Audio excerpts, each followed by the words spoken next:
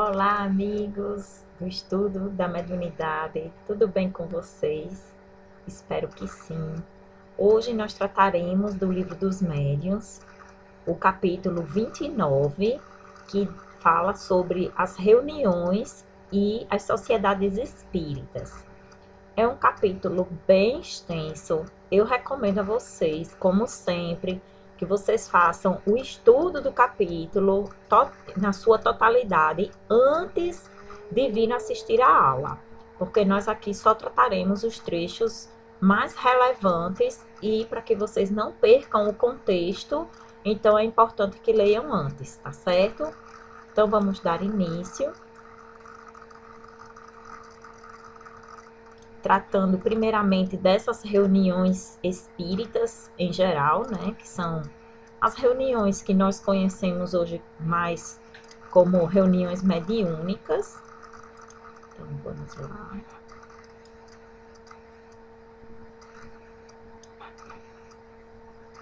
Vem falar sobre essas reuniões espíritas, né, que trazem grandes vantagens, porque permitem não somente que se evoquem, né, como era o caso naquela época de se evocar os espíritos, mas também trazer todo um conteúdo instrutivo e moral para esclarecimento, né? Então, ele vem falar que as reuniões, na verdade, elas apresentam diferentes caracteres, porque naquela época nós sabemos que, primeiramente, pelas mesas girantes, ocorreu uma grande expansão de reuniões frívolas que eram puramente para o divertimento das massas.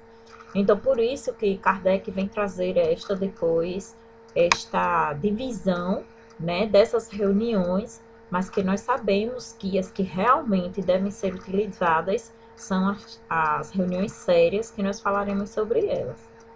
E ele fala que apresentam caracteres muito diferentes conforme o fim com que se realizam. Por isso mesmo, suas instruções intrínsecas também devem diferir. Segundo o gênero a que pertençam, essas reuniões elas podem ser frívolas, experimentais ou instrutivas. As reuniões frívolas, elas se compõem de pessoas que só veem o lado divertido das manifestações. Então, se tornou como que um divertimento na sociedade daquela época, em que as pessoas, inclusive, iam até ao teatro assistir essas manifestações. Isso quando não se juntavam nas casas das pessoas para assistirem. Que se divertem com as facécias dos espíritos levianos, aos quais muito agrada essa espécie de assembleia, a que não faltam por gozarem nelas de toda a liberdade para se exibirem. É nessas reuniões que se perguntam banalidades de toda sorte, que se pede aos espíritos a predição do futuro, que se lhes põe à prova a perspicácia em adivinhar as idades, ou que cada um tem no bolso, em revelar segredinhos e mil outras coisas de igual importância. Então, nós já falamos, inclusive, né, em alguma aula passada, sobre as questões, né, as perguntas que podem ser realizadas aos espíritos. Então, nós vemos que numa reunião dessa, frívola, são reuniões não instrutivas, são puramente para divertimento, e assim eles faziam perguntas de coisas triviais, né, de coisas que sabiam que poderiam estar recebendo qualquer resposta que não condizia com a verdade. Aquele que só isso tenha visto e julgue o mundo dos espíritos por essa amostra, ideia tão falsa fará deste como quem julgasse toda a sociedade de uma grande capital pela de alguns de seus quarteirões. Então, por isso que eu selecionei aqui, enfatizei com outra cor, porque nós não podemos falar sobre espiritismo tendo conhecido puramente esse tipo de manifestação, em que são feitas brincadeiras e gracejos juntamente com os espíritos, que os espíritos, alguns que são mais brincalhões, mais levianos, eles não têm nenhum empecilho para vir fazer esse tipo de trabalho, de brincadeira. Então, a gente não pode julgar o espiritismo e as reuniões espíritas por esse tipo de comunicação.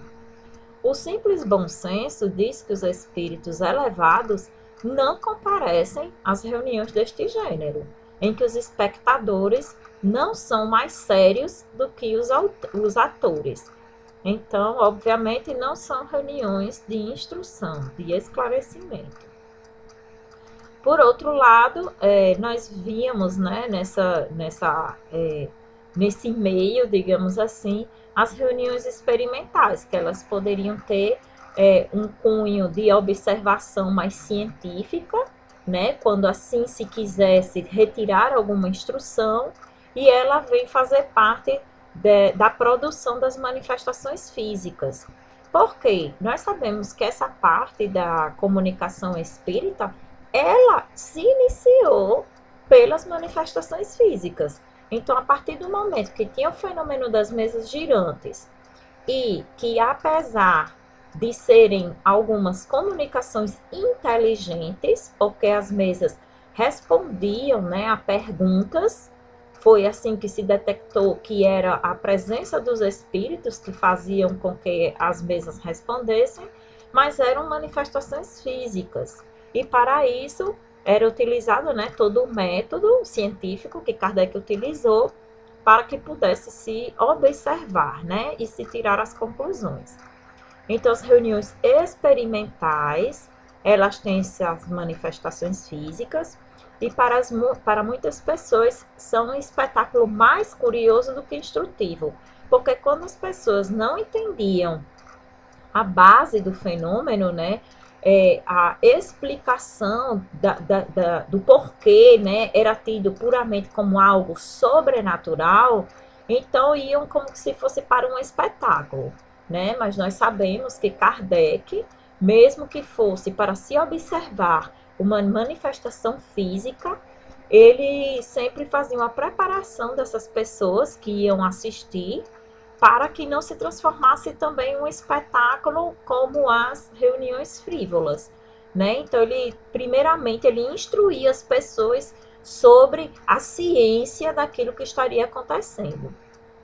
No caso dos incrédulos, né, saem delas mais admirados do que convencidos, quando ainda outra coisa não viram, e se voltam inteiramente para a pesquisa dos artifícios, ou seja, acham que tem fios escondidos, acham que foi feito algum tipo de subterfúgio, né, alguma artimanha para se realizar aquele artifício da manifestação física.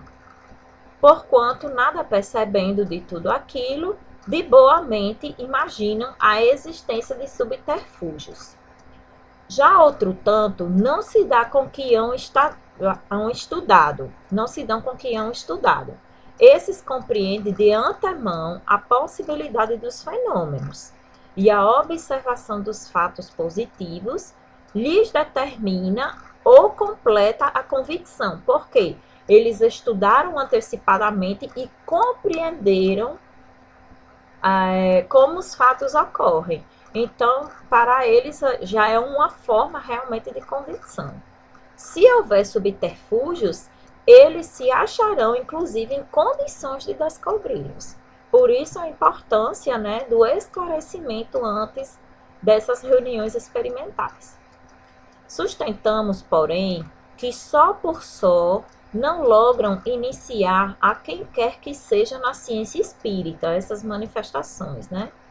Do mesmo modo que a simples inspeção de um engenhoso mecanismo não torna conhecida a mecânica de quem não lhe saiba as leis. Ou seja, não basta a pessoa ir lá assistir, né? Dizendo, eu observando, eu vou identificar o que é o fenômeno. É necessário realmente um estudo apurado a partir da observação. No 327, ele vem tratar, né, já das reuniões instrutivas, que é o de maior interesse para todos nós. Elas apresentam um caráter muito diverso. E como são as em que se pode aurir o verdadeiro ensino, insistiremos mais sobre as condições a que devem satisfazer. Então, as reuniões instrutivas, elas não são feitas de qualquer forma, né? A primeira de todas é que sejam realmente sérias, na integral acepção da palavra.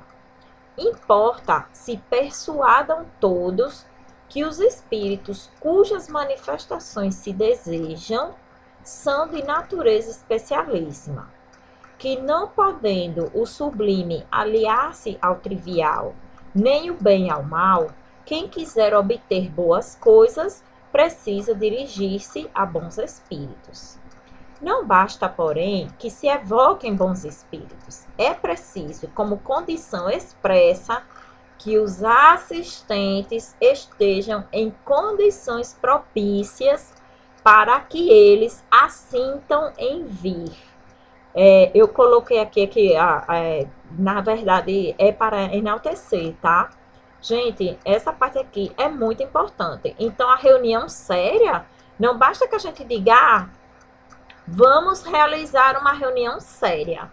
Não é puramente o querer, né? É o realmente fazê-lo e dar condições para que isso aconteça. Então, uma reunião séria não é puramente chamando os espíritos sérios, os espíritos superiores para presidirem os trabalhos. É também que os seus assistentes tenham as condições para atrair a si esse tipo de espírito. Então, não é só da seriedade dos espíritos, é a seriedade também dos assistentes da reunião. Ora, a assembleias de homens levianos e superficiais, espíritos superiores não virão, como não viriam quando vivos. Imaginem só, né?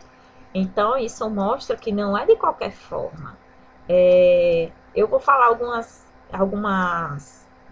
observações que eu já fiz, né, em torno de algumas experiências, e a gente vai poder tirar algumas conclusões. Numa palavra, qualquer que seja o caráter de uma reunião, haverá sempre espíritos dispostos a secundar as tendências dos que a componham. Então, eu acho que aqui já cabe a observação. Vejamos, em um grupo, numa casa espírita, em que as pessoas mais têm se preocupado com o fenômeno mediúnico do que com o estudo da doutrina e da base científica da doutrina, obviamente que nesse grupo estarão ocorrendo os fenômenos de uma forma não tão equilibrada e não tão bem conduzida do que comparando-se com um grupo que realiza o estudo, né? Em que os médiuns estão já passando por todo um processo de domínio da sua mediunidade, de equilíbrio da sua faculdade mediúnica, né? Porque nós nos lembremos que o bom médium não é aquele que mais comunicações traz. O bom médium é aquele que consegue ter o domínio sobre a sua mediunidade, né? É aquele que tem uma mediunidade equilibrada. Esse é um bom médium. E um médium que realmente consegue trazer as comunicações que serão instrutivas para todos nós, mesmo que seja o atendimento a um espírito infeliz, um espírito imperfeito, né? Mas ele consegue ter o equilíbrio para trazer essa comunicação de forma que tanto o espírito consegue ser atendido, como os encarnados conseguem captar a instrução que aquela comunicação pode trazer para todos nós. Porque a partir da observação, a observação da sua narrativa, onde ele se encontra, como se vive quando se teve um determinado estilo de vida, né? Qual é a colheita, né? De acordo com a sementeira que ele realmente semeou, né? Durante toda a sua vida, como é que se chega ao mundo dos espíritos. Então, isso se traz uma instrução numa reunião que, quando é séria, se traz de uma forma equilibrada. Mas, quando é um grupo que não estuda, que não tem disciplina, né? Então, essa mesma comunicação pode ocorrer de uma forma totalmente desordenada. Eu já tive oportunidade de dar e explanar, né, o tema da doutrina, o evangelho, de dar uma palestra em centros espíritas que o próprio palestrante, quando chegava, tinha que se dirigir a uma sala para ser desobsidiado, né? É como que se você já entrasse ali necessitando ser limpo para poder ministrar a palestra, e era um verdadeiro show de horrores. Então, mesmo acontecendo com uma pessoa que tem experiência, né, e estudo da doutrina, como aconteceu comigo mesmo, até eu me assustaria com o que eu vi ali, né? Então imaginem o que é para uma pessoa que está indo pela primeira vez na casa espírita e é conduzida até uma sala onde tem os médiuns todos vestidos de jaleco branco, porque não sei onde, em que local eles encontraram essa informação dentro da doutrina, isso não é da doutrina espírita, né? E que recebem espíritos e ficam pulando feito loucos e se jogando contra a parede, né? E chegando próximo à pessoa e pegando na pessoa, né? Então, isso daí mostra que as pessoas ali ainda não estão tendo o preparo e o estudo adequado para conduzir uma reunião espírita com seriedade. E ainda colocando as pessoas que vêm de fora se submeterem àquilo. Então, gente, isso tem muita falta de estudo ainda.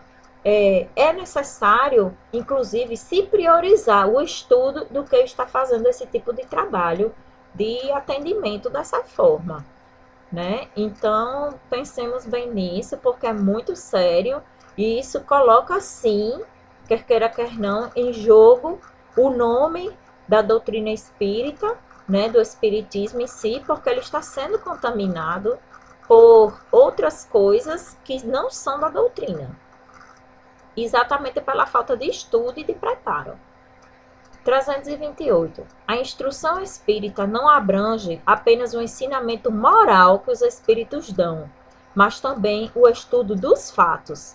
Então, tudo que vai ocorrendo é possível que nós vamos aos poucos retirando todas as informações, mesmo quando já encontramos aqui no livro dos médiuns, no livro dos espíritos, nas revistas espíritas, né, que é onde Kardec traz muita das informações, né, dessa fase experimental da doutrina, que é quando ele estava realmente na formação do corpo da doutrina, e aí é possível observar o que é que ele já ia identificando naquela época e a gente trazer para os dias de hoje, né, e trazer já como um conhecimento e ao mesmo tempo a gente observar para que alguns erros não se repitam dentro da nossa casa espírita. Eu dei uma adiantada, né? Mas é do item 329, o final do 329, que fala: todo médium que sinceramente deseje não ser joguete da mentira, deve, portanto, procurar produzir em reuniões sérias, levando-lhes o que obtém em particular, aceitar agradecido, solicitar mesmo o exame crítico das comunicações que receba. Então, aqui, gente, passa muito pelo ego, pelo orgulho, pela vaidade e pelo chamado melindre, que nada mais é do que esse ego, né, ferido, que muitos médiuns têm, de não querer levar para o crivo da razão de todos os assistentes as comunicações que ele traz. Então, aquele médium que não aceita, né, ter aquela comunicação analisada, deve se pôr, né, a orelhinha em pé para o fato, porque ele já pode estar sendo iniciado um processo de obsessão. Se estiver às voltas com espíritos enganadores, esse o meio mais seguro de se desembaraçar deles, provando-lhes que não o podem enganar quando se permite a observação da comunicação. Aliás, ao médium que se irrita com a crítica, tanto menos razão assiste para semelhante irritação, ou seja, não há motivos para irritar-se, quanto o seu amor próprio nada tem que ver com o caso, pois que não é seu o que lhe sai da boca ou do lápis, e que mais responsável não é por isso do que o seria se lesse os versos de um mau poeta. Então, às vezes, é uma comunicação frívola, é uma comunicação sem grande instrução, mas está sendo trazido por um espírito que faz jus àquela comunicação. E por que então o médium não deixar, né, que se leia a mensagem ou que se observe a comunicação psicofônica, sabendo-se que não foi o médium, foi o espírito, né? Então, há médiuns que têm a vaidade de que só quer receber mentores, só quer receber espíritos elevados, como simplesmente estivesse se julgando a pessoa e não a comunicação. Então, os médiuns devem se também preparar para isso. O concurso de qualquer médium obsidiado ou fascinado lhe seria mais nocivo do que útil numa reunião. Não devem elas, pois, aceitá-lo. Ou seja, se o médium já estiver iniciando um processo obsessivo, é importante já que ele se afaste da reunião mediúnica, porque acaba virando muitas vezes uma bola de neve, né? A partir do momento que ele começa a perceber, a abraçar as ideias daquele espírito subjugador, então ele está dando afinidade para esse tipo de situação. Então, não se pode permitir que ele continue o trabalho, ele deve ser afastado do trabalho, mas também, ao mesmo tempo, ser amparado e atendido, né, para que ele possa se deslindar desse processo. Julgamos já ter expendido observações suficientes, de modo a lhes tornar impossível equivocarem-se acerca dos caracteres da obsessão, se o médium não a puder reconhecer por si mesmo.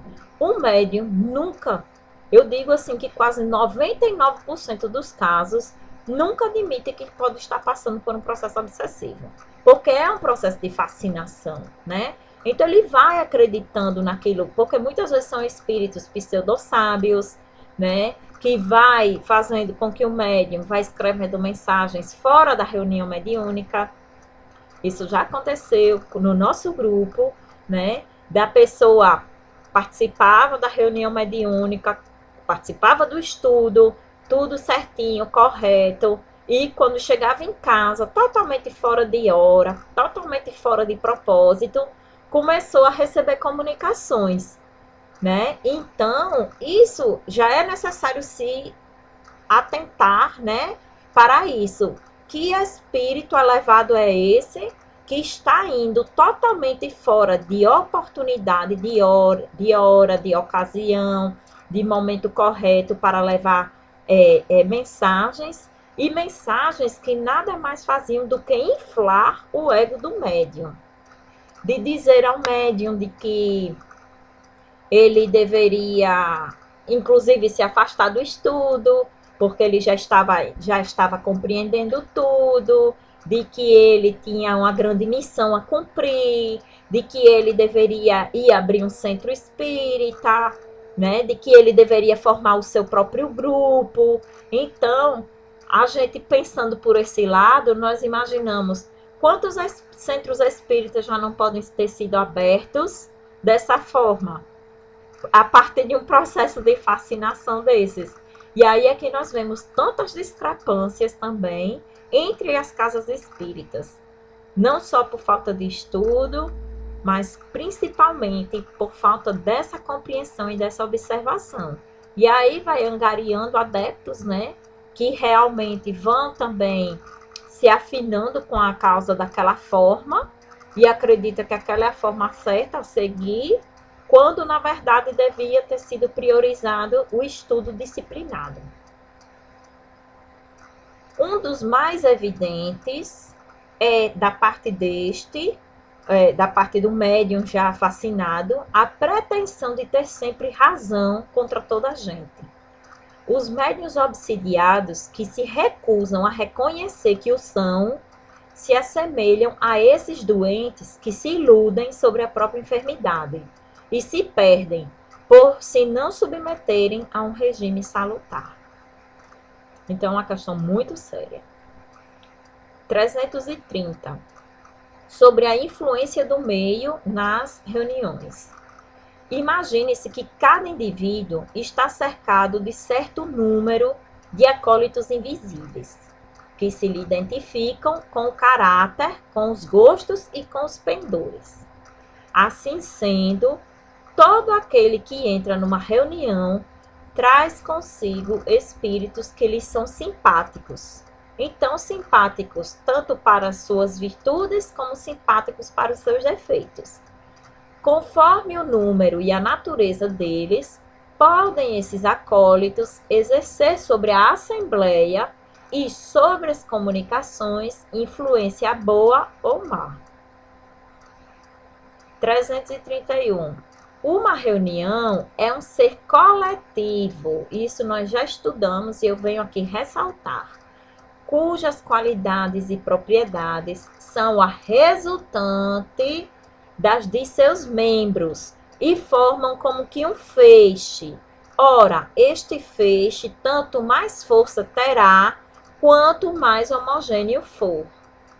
Então, não quer dizer que todos naquele grupo estão errados, mas também não quer dizer que todos naquele grupo estão certos. Mas um pode ter levado a ideia que os outros desavisados e por falta de estudo abraçaram essa ideia.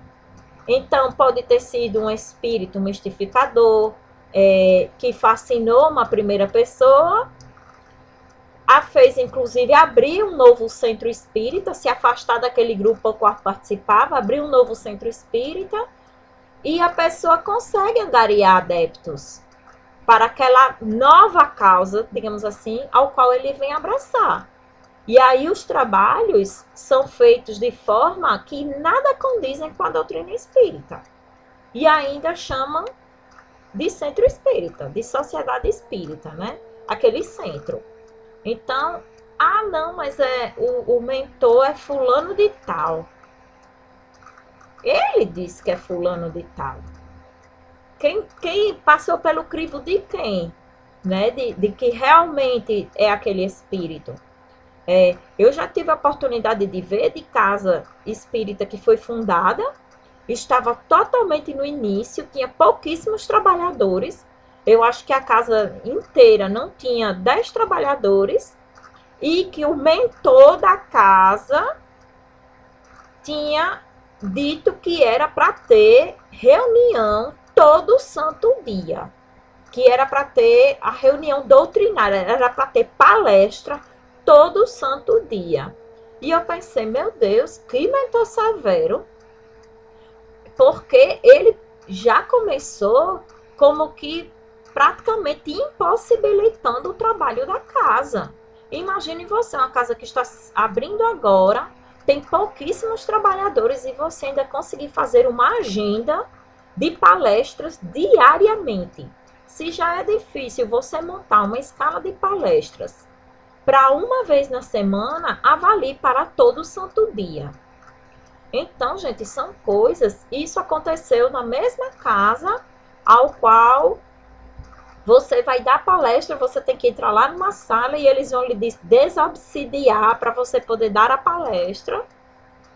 Então, você tem que ver como estão sendo conduzidos os trabalhos dessa casa. Que mentor é esse? Né? Pode ter sido que a casa foi aberta a partir da ideia de um encarnado, fascinado, e que foi abrir o centro e encontrou, sim, aqueles que abraçaram a ideia por ignorância também.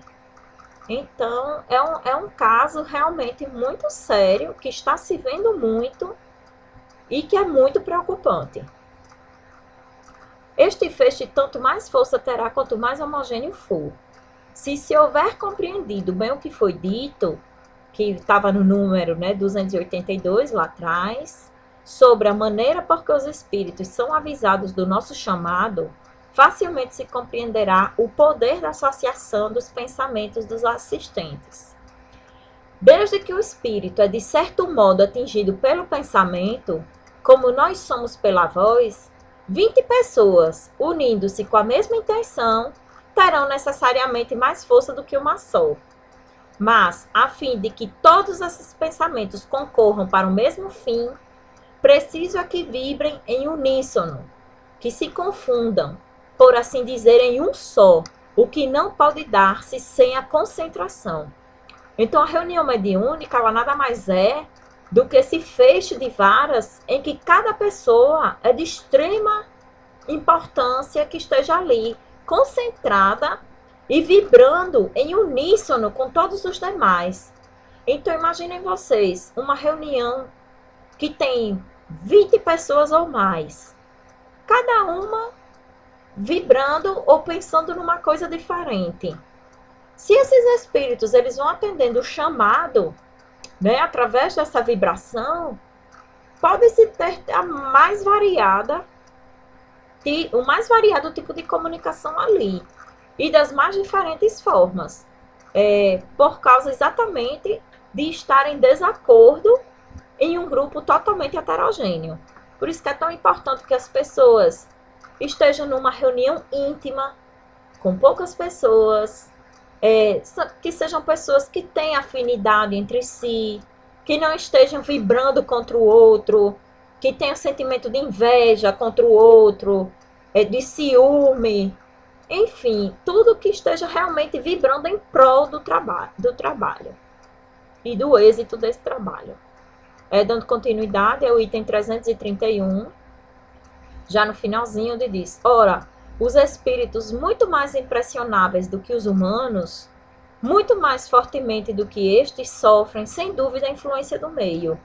Então, é isso que eu estava querendo falar até agora, com relação a essas casas espíritas que estão se formando com o nome de casa espírita, em que a influência do meio, ali, dos encarnados, influencia sim no tipo de espírito que está vendo, inclusive, assistir aquela reunião. Dando continuidade, 332. É fato provado pela experiência que os círculos íntimos de poucas pessoas são sempre mais favoráveis às belas comunicações pelos motivos que vimos de expender. Nós vejamos como se mudou, né, o caráter e as finalidades das reuniões espíritas, em que na época de Kardec ele buscava com que essas reuniões elas fossem reuniões puramente instrutivas, no sentido de se recolher dos espíritos superiores as informações que viriam tomar corpo para a doutrina. No caso dos dias de hoje, as reuniões elas são mais de assistência espiritual. Então, meio que se modificou, né, através dos tempos, essa finalidade da reunião espírita. Mas não quer dizer que não seja uma reunião séria e instrutiva, já que a partir disso nós tiramos todos os ensinamentos para a nossa vida e para a mudança da nossa conduta. 333. Há ainda outro ponto não menos importante, o da regularidade das reuniões. Então, não somente que as pessoas estejam numa reunião séria, mas que ela seja regular. Ela tenha dia, ela tenha hora, porque a espiritualidade ela também se compromete. Então, há espíritos também frequentadores da reunião. Então, não somente os encarnados devem ser disciplinados e comprometidos, como também os espíritos se disciplinam para frequentar e assistir essa reunião. Eles é que vão levar, né, vão conduzir os irmãos que estejam em situação difícil, necessitando de atendimento, e para isso deve ser uma reunião regular. Acrescentamos, todavia, que se bem os espíritos prefiram a regularidade, ou seja, que tenha dia e hora disciplinada, os de ordem verdadeiramente superior não se mostram meticulosos a esse extremo. Com relação, gente, eles estão querendo dizer a hora. Por exemplo, está sendo feito um atendimento e já passou 5 minutos da hora. E aí começa a pessoa a interromper bruscamente a reunião, porque diz que tem que terminar, que tem que parar naquele momento. Ou então deixa de atender um espírito que está numa situação muito difícil, porque já está no minuto final da reunião. Então, não é para ser tão rigoroso e metódico a ponto de se faltar com a caridade, de não estar atendendo porque está no minuto final da reunião.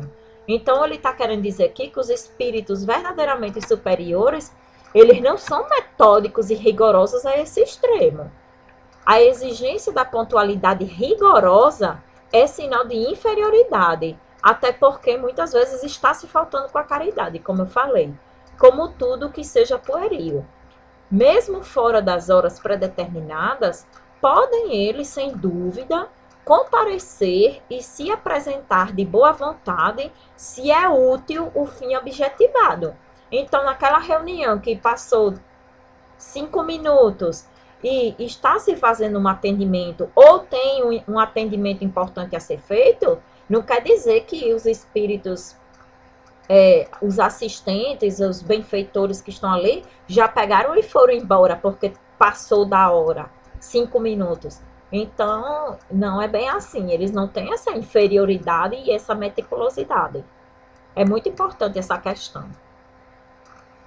Falando um pouco sobre as sociedades espíritas propriamente ditas, né? Tão importante que é se falar sobre isso, e isso mostra como se falta estudo. Porque se realmente todas as casas espíritas priorizassem os estudos antes de trabalhar os fenômenos mediúnicos, muita coisa seria evitada. Se realmente fosse lido e compreendido. 334.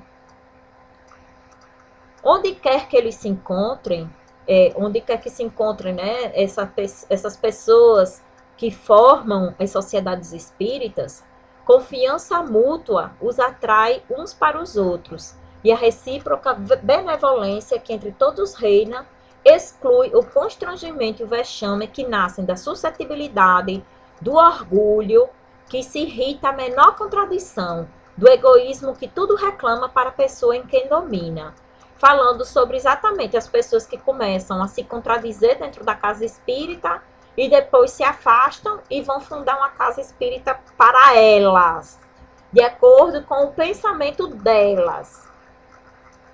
Uma sociedade onde aqueles sentimentos se achassem partilhados por todos, onde os seus componentes se reunissem com o propósito de se instruírem pelos ensinos dos espíritos e não na expectativa de presenciarem coisas mais ou menos interessantes.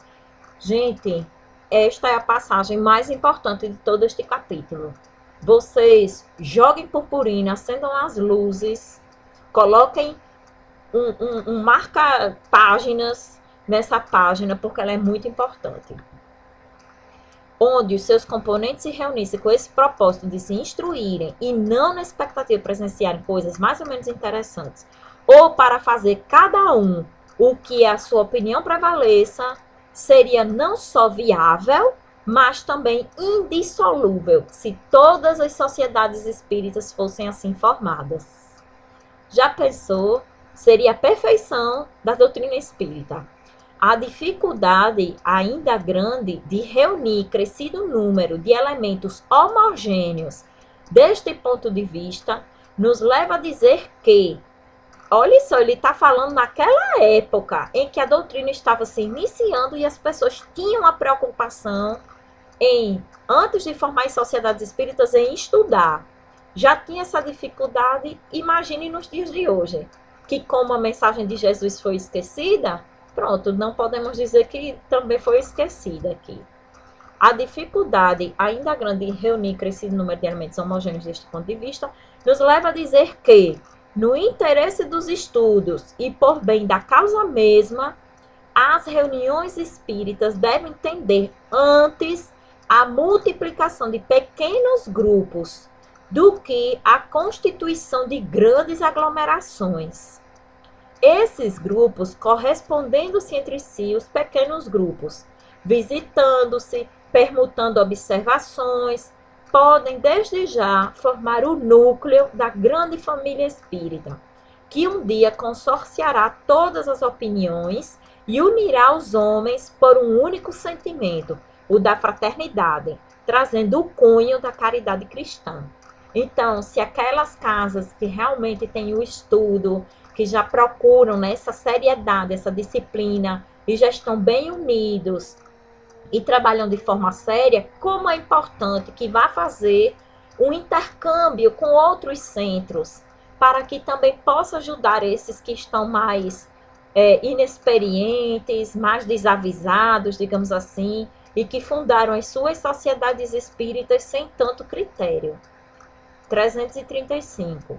As grandes assembleias excluem a intimidade, porque a gente sabe que grupos grandes, as pessoas ficam com um pouco mais de timidez para falar, né, para expressar. Às vezes uma pessoa que tem muito conhecimento, mas ela fica tímida, porque não se sente aconchegada, fica mais difícil, até mesmo quando é só um grupo de estudo, mas fica difícil da pessoa se sentir à vontade.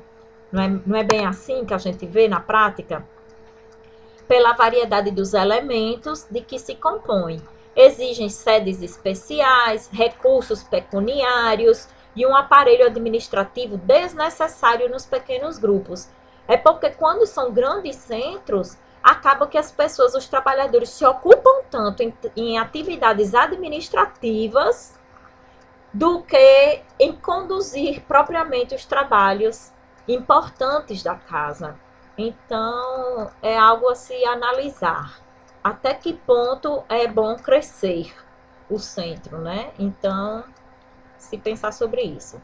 336. Não esqueçamos que o espiritismo tem inimigos interessados em obstar-lhe a marcha, aos quais seus triunfos causam despeito, não sendo os mais perigosos os que o atacam abertamente, porém os que agem na sombra, os que o acariciam com uma das mãos e o dilaceram com a outra. Isso não só acontece com relação aos desencarnados, que nós já falamos, que fala muito sobre isso nos livros Transição Planetária, no livro Amanhecer de uma Nova Era, que são bem atuais e fala sobre a perseguição de espíritos. A causa espírita, a doutrina, mas também ocorre por parte de encarnados, que já dentro da casa espírita começam processos obsessivos causados por esse tipo de espírito e que a pessoa começa a realizar toda uma mina de discórdia, de fofoca e de levar realmente a dissidência para dentro do centro espírita. Sem dúvida alguma, não são espíritas verdadeiros, nem bons. Jamais farão o bem e podem fazer muito mal. Falando das pessoas que muito sutilmente entram na casa querendo se mostrar, né? Que não faz parte dela, querendo se mostrar de boa vontade, dizendo que quer trabalhar, que quer ajudar, e na verdade está mais desconstruindo do que construindo, do que fazendo o bem. Graças a surdos manejos que passam despercebidos, essas pessoas espalham a dúvida, a desconfiança e a desafeição. Nós já passamos por isso várias vezes dentro do nosso grupo, da nossa casa, e é bem complicado o processo, porque até você conseguir afastar essa pessoa é bem complicado. Sob a aparência de interesse hipócrita pela causa, tudo criticam, formam conciliábulos e corrilhos que presto rompem a harmonia do conjunto. É o que elas querem. É o que elas querem e já intuídas por aqueles que se lhe afinam. Semelhante estado de coisas que é desagradável em todas as sociedades, então ninguém se sinta privilegiado, para não dizer ao contrário, porque isso acontece em todas as casas, ainda mais o é nas associações espíritas, porque se não ocasiona um rompimento, gera uma preocupação incompatível com o recolhimento e a atenção, porque as pessoas acabam mais se preocupando em tentar resolver a situação do que conduzindo os trabalhos de importância da casa. Então, vejamos como isso complica toda a logística de trabalho da casa e toda a harmonia, porque ela afeta toda a concordância de ideias e tudo. Então, realmente, é um processo bem difícil. E as pessoas precisam, por isso que as pessoas precisam se conhecer e estar muito bem afinadas e ter uma amizade legítima umas com as outras. Porque quando uma pessoa dessas chega e começa a espalhar a discórdia, né, e mexer na afeição dessas pessoas, então a gente identifica quem é o ponto negro, né, daquela situação toda. Que a gente não se deixa levar pela fofoca. Porque você pensa, não, eu conheço aquela pessoa, eu sei que ela não falaria isso, não faria isso comigo. Então a gente já pode observar e desconfiar a tempo, né, de que tudo seja levado por água abaixo. 339. As pequenas reuniões apenas precisam de um regulamento disciplinar muito simples para a boa ordem das sessões, falando do regulamento, né, do estatuto, de toda aquela documentação que deve formar o corpo de trabalhos daquela casa.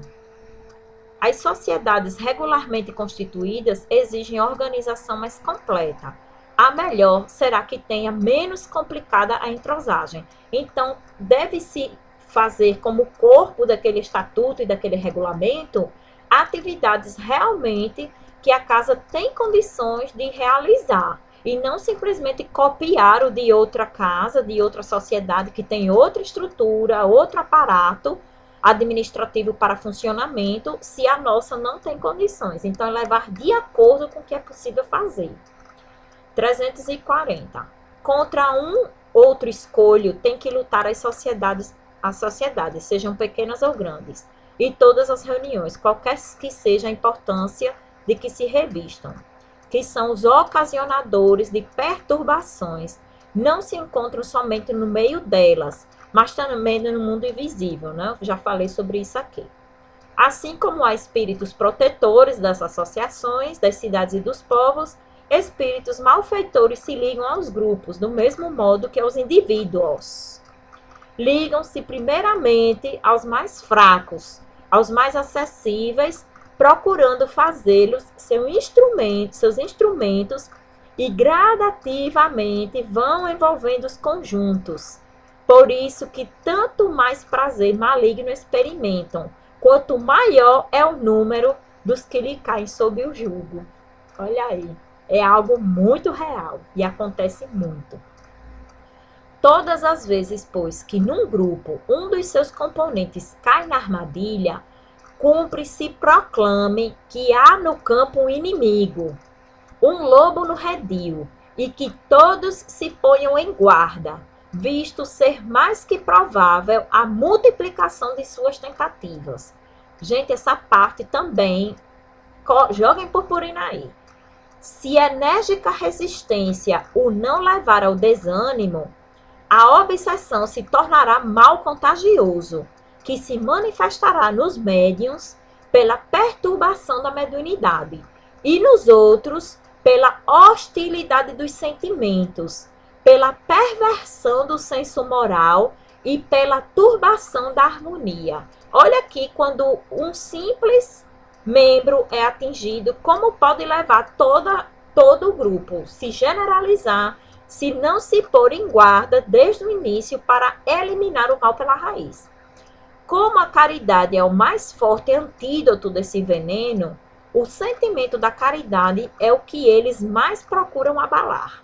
Ou seja, a pessoa começa, quando inspirada, já começa a julgar o outro, já começa a se melindrar por qualquer coisa, a gente vai se tornando menos caridoso.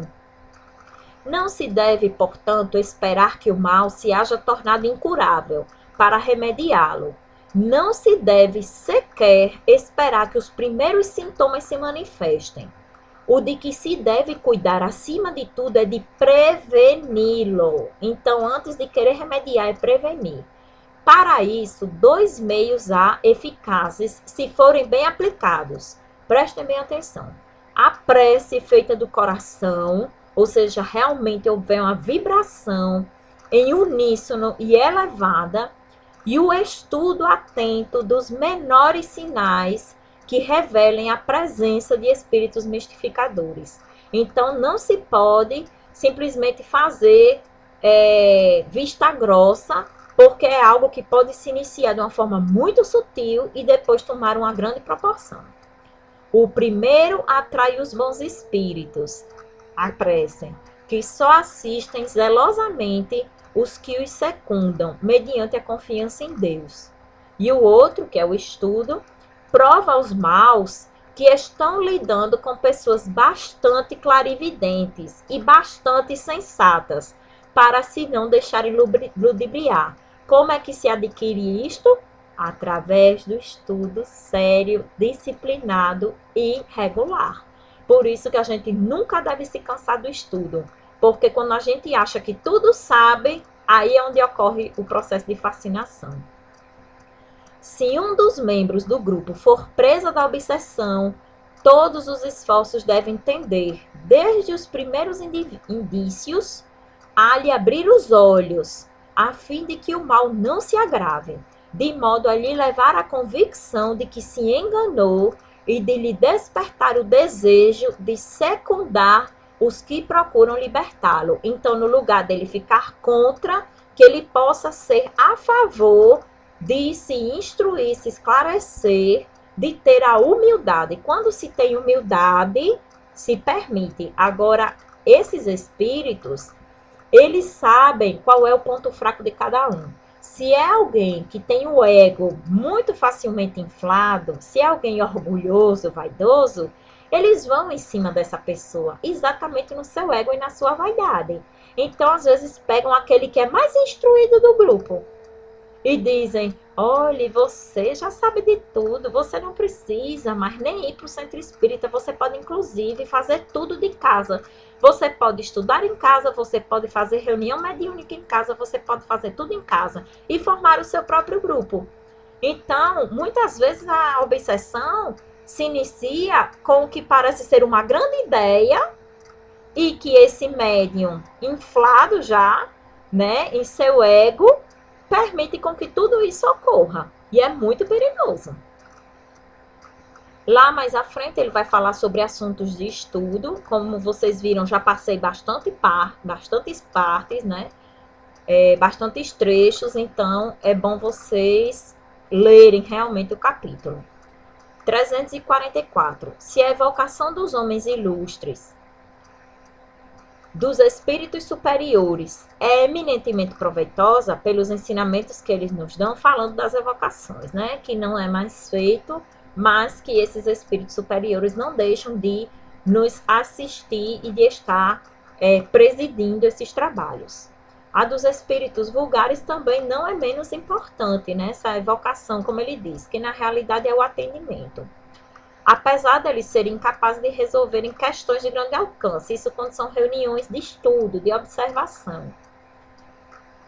Essa é, pois, uma mina inexaurível de observações, mesmo quando o experimentador se limite a evocar aqueles cuja vida humana apresenta alguma particularidade, com relação ao gênero de morte que teve, a idade, as boas e más qualidades, a posição feliz ou desgraçada que lhe coube na terra, aos hábitos ou estado mental. Então, toda comunicação é importante. É importante não só para o comunicante que está sendo atendido, como para nós nos instruirmos. É por isso que as reuniões mediúnicas acontecem. Porque os espíritos poderiam diretamente atendê-los? Poderiam, mas se utilizam de nós como instrumento para chegar até esses espíritos mais materializados e também para que nós mesmos sejamos os principais assistidos através desses ensinamentos. Com os espíritos elevados, amplia-se o quadro dos estudos. Além das questões psicológicas, que têm um limite, pode propor-se-lhes uma imensidade de problemas morais, que se estendem ao infinito, sobre todas as posições da vida, sobre a melhor conduta a ser observada em tal ou qual circunstância, sobre os nossos deveres recíprocos, etc. O valor da instrução que se receba acerca de um assunto qualquer, moral, histórico, filosófico, científico, depende inteiramente do estado do espírito que se interroga. Ou seja, o espírito vai saber, vai dizer o que é do conhecimento dele, de acordo com o grau evolutivo dele. Cabe-nos a nós julgar. Inclusive espíritos de sistema, espíritos que foram padres, sacerdotes, eles vão trazer o conhecimento de acordo com aquilo que eles sabem e de acordo com os seus próprios sistemas, de acordo com os seus ideais, de acordo com seus preconceitos também. Enfim, cabe a nós observar, né, e tirar o melhor proveito dos ensinamentos. 345. Além das evocações propriamente ditas, que não é mais aconselhável e feito, são as comunicações espontâneas. Proporcionam infinidade de assuntos para estudo, né, que realmente esses espíritos vêm espontaneamente ou trazidos para atendimento. Muitos médiuns podem trabalhar simultaneamente, desde que tenham, né, um doutrinador, um dialogador, para atender vários médiuns ao mesmo tempo. Devem ser comentados cuidadosamente, né, essas comunicações, para apreciação de todas as ideias que se encerram, julgando-se se eles têm o cunho da verdade. Feito com severidade, esse exame, já o dissemos, constitui a melhor garantia contra a intromissão de espíritos mistificadores. Então, o próprio médium, ele sabe dizer depois se o espírito que se manifestou, ele era elevado ou não, ele estava mentindo. Por este motivo, tanto quanto para a instrução de todos, bom será dar conhecimento das comunicações, inclusive obtidas fora das sessões. Então, o médium que receba a comunicação em casa, é indicado que ele reporte na reunião mediúnica depois, ou depois da reunião de estudo, ele fale sobre isso, para que todos os presentes possam fazer uma análise, né, e observar a comunicação. 347. Isso no processo obsessivo que ocorreu com uma pessoa conhecida nossa, estava exatamente acontecendo isso, as comunicações na casa dela, fora de hora, e que ela não falou nada para ninguém. Então, ela entrou num processo obsessivo bem severo, bem sério, e depois de muito tempo foi que a gente descobriu que ela estava recebendo comunicações em casa. E que exatamente nessas comunicações é que estava sendo insuflada nela, inflada a ideia dela se afastar do grupo, dela se afastar das pessoas, e principalmente daquelas pessoas que mais tinham o conhecimento para alertá-la sobre o possível processo obsessivo. 347. Os grupos recém-criados se veem, às vezes, tolhidos em seus trabalhos por falta de médiuns. Estes, não há negar, são dos elementos essenciais às reuniões espíritas, mas não constituem elemento indispensável, e fora erro acreditar-se que sem eles nada se pode fazer. Pode-se formar uma sociedade espírita sem ter um médium sequer. Pode-se formar uma sociedade espírita de estudos. Então, não quer dizer que tem que ter reunião mediúnica, que tem que ter médiuns. Não necessariamente, pode ser uma sociedade de estudos. Porém, os que objetivam o estudo sério, a esses se deparam 1000 assuntos com que se ocupem, tão úteis e proveitosos quanto se pudessem operar por si mesmos, quanto se pudessem ter médiuns. Acresce que os grupos possuidores de médiuns estão sujeitos, de um momento para outro, a ficar sem eles, e seria de lamentar que julgassem só lhes caber, nesse caso, se dissolverem. Ou seja, não tem mais médium, não vai ter reunião, não tem mais médium, não vai ter mais sociedade espírita porque não tem médium. Não, inclusive no dia da reunião mediúnica, se não tiver nenhum médium, as pessoas podem se reunir e realizar um estudo. Os próprios espíritos costumam, de tempos a tempos, levá-los a essa situação, a fim de lhes ensinarem a prescindir dos médiuns. Olha isso aqui, gente, como é importante. Como é importante e como as pessoas pouco sabem disso. Diremos mais, é necessário, para aproveitamento dos ensinos recebidos, que consagrem algum tempo a meditá-los. Muitas vezes, muito se estuda e não se medita sobre. Então, por que não se ter um momento do estudo? Por isso que existem grupos de reunião mediúnica e existe grupo de estudo. Porque os dois são importantes. Mas, entre um e outro, o mais importante, o que se deve dar prioridade é o grupo de estudo. As sociedades científicas nem sempre têm ao seu dispor os instrumentos próprios para as observações e, no entanto, não deixam de encontrar assuntos de discussão. À falta de poetas e de oradores, as sociedades literárias leem e comentam as obras de autores antigos e modernos. As sociedades religiosas meditam as escrituras. E as sociedades espíritas devem fazer o mesmo, e grande proveito tirarão daí para o seu progresso, instituindo conferências em que seja lido e comentado tudo que diga respeito ao espiritismo, pró ou contra. Dessa discussão, a que cada um dará o tributo de suas reflexões, saem raios de luz que passam despercebidos numa leitura individual. Ou seja, a importância do grupo de estudo. E as pessoas dão muito mais prioridade puramente a fenômeno mediúnico. Olha aqui o que é que diz no livro dos médiuns, o que é que o próprio Kardec fala. Foi se formar uma sociedade espírita, primeiro, antes de iniciar um trabalho de reunião mediúnica, comece pelos grupos de estudo. Depois, lá na frente, quando vocês tiverem os seus médiuns formados, com a mediunidade equilibrada, vocês formam um grupo mediúnico. Garantimos que uma sociedade espírita, cujos trabalhos se mostrassem organizados nesse sentido, munida a ela dos materiais necessários a executá-los, não sobraria tempo bastante para consagrar as comunicações diretas dos espíritos. Daí o chamarmos para esse ponto a atenção dos grupos realmente sérios, dos que mais cuidam de instruir-se do que de achar um passatempo. É porque falando que há pessoas que vão puramente para aquilo ali, para o fenômeno mediúnico. Peça para ela estudar, não quer. Muitas não querem. Então ele diz aqui com relação à seriedade que se deve dar ao estudo e que não deveria fazer parte, inclusive, de reunião mediúnica pessoas que não querem estudar. Ela pode sim participar da reunião mediúnica e já estar participando do grupo de estudo, mas aqueles que não querem estudar, só querem ir para a reunião mediúnica, deve-se pôr atenção para esse tipo de espírita.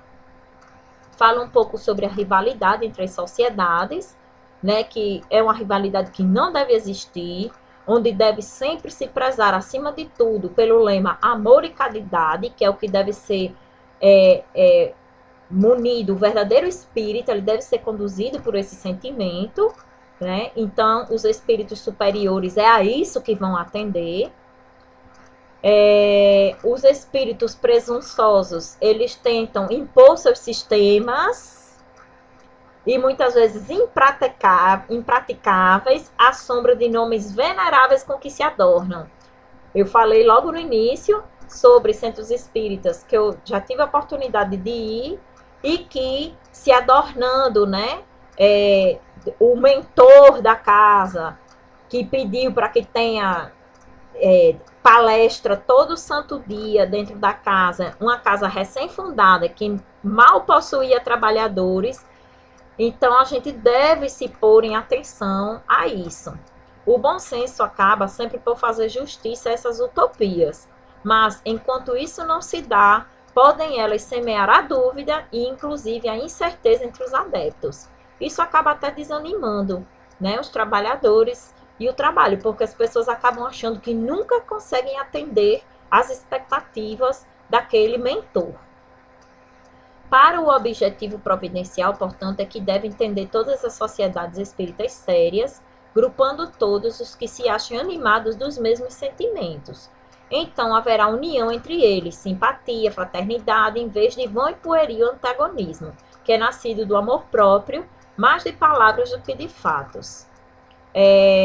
Então, é a estrada, né, pelo que se tem com esforço buscado, que o Espiritismo enverede, que é a do Espiritismo cristão e humanitário, em torno da qual já se tem a aventura de ver, né, por todo o mundo, congregando os homens e que possa realmente ser instrumento de progresso para a humanidade. Então, o verdadeiro espírito é aquele que realmente busca instruir-se e melhorar-se a si mesmo. Se o espiritismo em nada está contribuindo para a sua reforma íntima, para dominar seus maus pendores, então não somos verdadeiros espíritas.